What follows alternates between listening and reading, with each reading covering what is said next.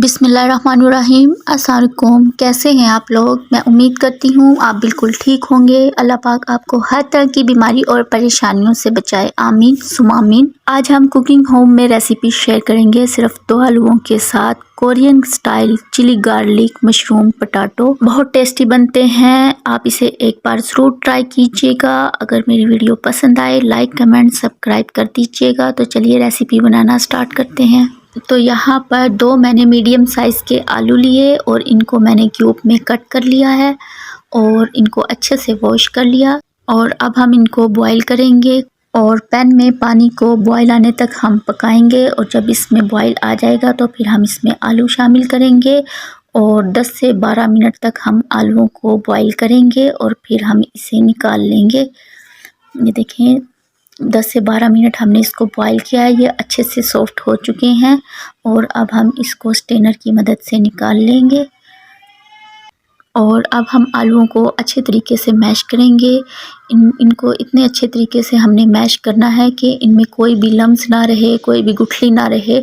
बहुत अच्छे तरीके से हमने इसको मैश करना है और गरम गरम आलूओं को ही हम मैश करेंगे ताकि ये अच्छे तरीके से मैश हो जाएं।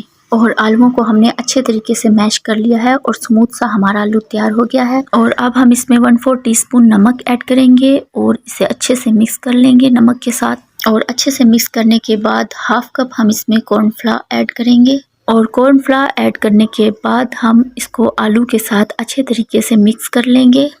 इसमें कोई भी गुठली या लम्स ना रहे, अच्छे तरीके से हमने इसको मिक्स करना है। और आलू अभी गर्म ही है, अगर आपसे हाथ से हैंडल नहीं हो रहा तो आप इसे चम्मच से भी मिक्स कर सकते हैं। और जब आपकी डो तैयार हो जाए तो आप इसकी बोल बनाकर एक बार चेक कर लें। ये बिल्कुल स्मूथ है और इसमें कोई क्रैक ना हो तो समझो आपकी डो बिल्कुल परफेक्ट तैयार हुई है। तो चलिए अब हम इसके पेड़े बनाते हैं। उससे पहले हम हाथों को ऑयल से ग्रीस कर लेंगे और फिर हम इसके पेड़े बनाएंगे।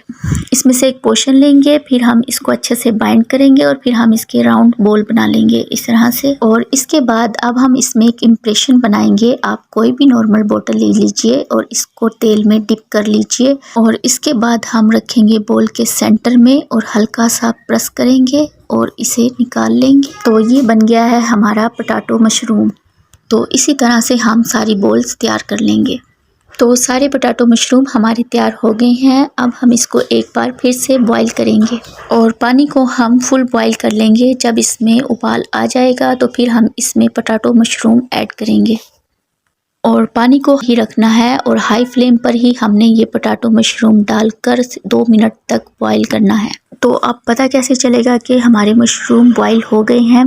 अभी ये पानी के नीचे बैठे हुए हैं, जैसे ये पानी के ऊपर तैर कर आ जाएंगे ना तो समझो हमारे मशरूम बनकर रेडी हो गए हैं। और अब आप देख सकते हैं कि सारे मशरूम पानी के ऊपर आ गए हैं और मैंने इसे 2 मिनट तक बॉईल किया है। और अब हम स्ट्रेनर की मदद से इनको निकाल लेंगे और इनको आइस वाले ठंडे पानी में डाल देंगे। ऐसा करने से ना इसकी कुकिंग प्रोसेस जो है ना यहीं पर रुक जाएगी। तो जब ये ठंडे हो जाएंगे ना तो आप देखेंगे ये बोल के नीचे बैठ जाएंगे। और अब हम इन्हें स्ट्रेनर की मदद से बोल में निकाल लेंगे। और पानी से निकाल लेने के बाद हम इन्हें 2 मिनट के लिए खुश्क होने के लिए रख देंगे। और आप देख सकते हैं कितने ज़बरदस्त पोटैटो मशरूम बनकर तैयार हुए हैं और सॉफ्ट भी हैं। पर हम इन्हें ऐसे नहीं खा सकते क्योंकि इसमें कॉर्नफ्लावर ऐड किया है और कॉर्नफ्लावर खाने में थोड़ा कच्चा लगता है। तो हम इसे फ्राई करेंगे। तो यहाँ पर हाई फ्लेम पर मैंने ऑयल को फुल गरम कर लिया है और फिर हम पोटैटो मशरूम को ऑयल में ऐड कर देंगे और मीडियम टू हाई फ्लेम पर हमने इसको 2 से 3 मिनट फ्राई करना है। और इससे इनमें अच्छा सा क्रंच आएगा, आपने इन्हें हिलाना नहीं है। और 2 से 3 मिनट हमने इनको ऐसे ही फ्राई करना है। और फिर 2 से 3 मिनट फ्राई करने के बाद हम इन्हें बाहर निकाल लेंगे। और हम इन्हें मीडियम टू लो फ्लेम पर फ्राई नहीं करेंगे। अगर आपने मीडियम टू लो फ्लेम पर फ्राई किया तो ये टूट सकते हैं। और अब हम इन्हें बाहर निकाल लेंगे।